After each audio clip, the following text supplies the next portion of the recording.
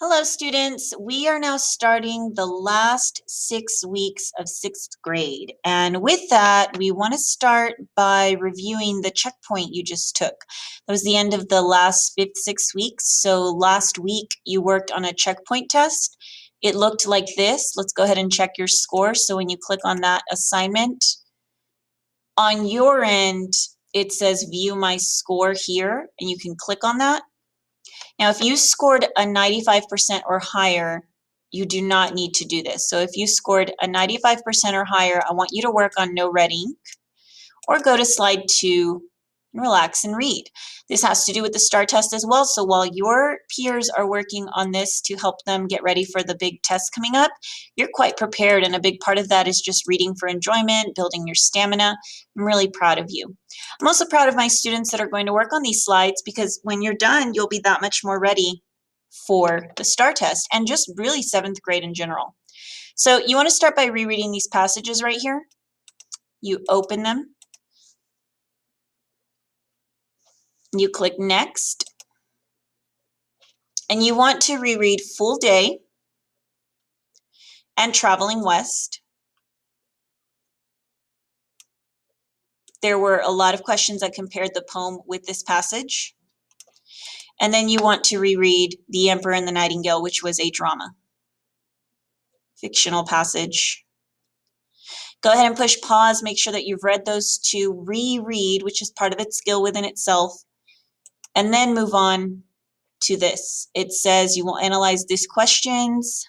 It'll improve your reading comprehension skills, and you'll turn it in for a minor grade. So please push pause, read those passages, and then let's continue with the assignment when you are ready. All right, so if you're on this part, you have already read the passages and you are ready to answer the questions. Now, what you can do is go back to your checkpoint and kind of compare your answers along the way, or you really don't need that. You can just use these slides. So the goal is for you to answer these slides. You can look at this as a 16 question, really, no, not even 16 questions. Hello, reading teacher. It's just a couple of questions and answers. You look at a question, you answer something. You look at another question, you answer something. So let's start with slide 3. So it says, reread the question. Number 1. Which line from the poem suggests that people in covered wagons experience the conditions of the land? So ask yourself, what were the conditions of the land? When you look at this test, were the conditions rough? Were they easy? We're talking about the pioneers that traveled in those covered wagons. So I'm rereading the question. I'm thinking about the correct answer. And in this case, I've shown you the most frequently chosen answer, which was also correct. D, it says they knew the ruts and the rocks. So what you're doing for your assignment on each slide is telling me, what is the question asking? I did help you with this first one. I wrote, it's asking how we know that the pioneers, so when I say pioneers, I'm talking about the people in covered wagons, suffered on the travel, so the conditions of the land. Now, the correct answer is, well, the pioneers knew about the ruts. Now, we do want to look up the word ruts and determine that it's a long travel, a stretch of road, impassable by ruts and holes. So it's just not a good thing. It's dull, it's unproductive, it's not a good road. Okay, and the rocks. So the thing with this question is a lot of them make sense. We're going far. So when they said we're going far, and let me go ahead and look for that. Look for the line in the passage. There's mountains of froth and foam. In 1 minute, we're going as far. That's about a plane. So actually, I can't even choose A because that has to do with the plane, not the wagons. Okay, that's out.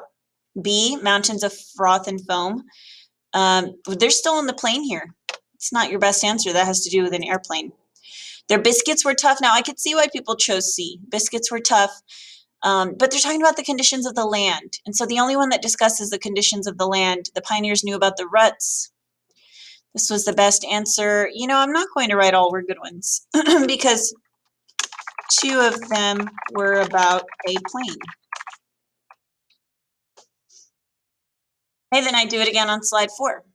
Now, you don't have to do these in order. And not all the questions from the checkpoint are on here. So looking at number 4, which sentence best summarizes paragraphs 4 through 7? See, we jumped to number 7 because a lot of my students did pretty well with those first few questions. Let's jump to number 7. Summarizes paragraphs 4 through 7. So I know that has to do with the passage 4 through 7. And I really just need to reread that. Young children usually rode in wagons. Okay, so maybe this is how this affected families. As an adult, he wrote about his experience as a 6-year-old, so this is still about children. Children, children. So I'm looking for an answer that talks about the children's experience. A, older children. Okay, so A might get chosen. B, younger children. B might get chosen. All the answer choices say children, so that's not going to help me. Well, what's the question asking? Summarizes. So which answer choice tells me all about that section? And I'm going to write children because that's what that was about. So I know that paragraphs 4 through 7 were about the children. Okay, walked beside the wagon and gathered wood. They did do that. Here's chores. Chores were mentioned. Okay, so A is still a pretty good answer. I'm going to make some notes. A, yes. B, younger children rode in the wagons with their mother. It would have had to be all about, see, they talked about the wagons and the children here, but not really in 5, 6, or 7. So B, no. Pioneer children were often given duties to help their families. Oh, another word for duties is chores. Let's see. I walked. I had to find fuel. I had to do all these chores. These are all different duties. 3 paragraphs about the duties. So C, chores in many paragraphs. And then D, children encountered many dangers. Well, I think they all encountered dangers. I think D is pretty good too. It's okay. So looking at that, I got rid of B. A and C. Let me look at A and C. Older children walked beside the wagon and gathered wood. So that's just mentioning the wood, but C talks about all the other different things they did. So that's just my better choice. So C is the answer because it describes the variety of chores. It gives the best summary.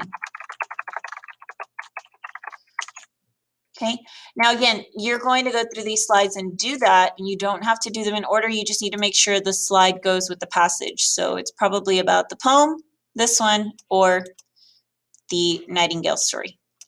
All right, you have until next Wednesday on the 28th to complete that. Please make sure you're working on it during your to-do list, during the time I give you in class, during homeroom, or after school.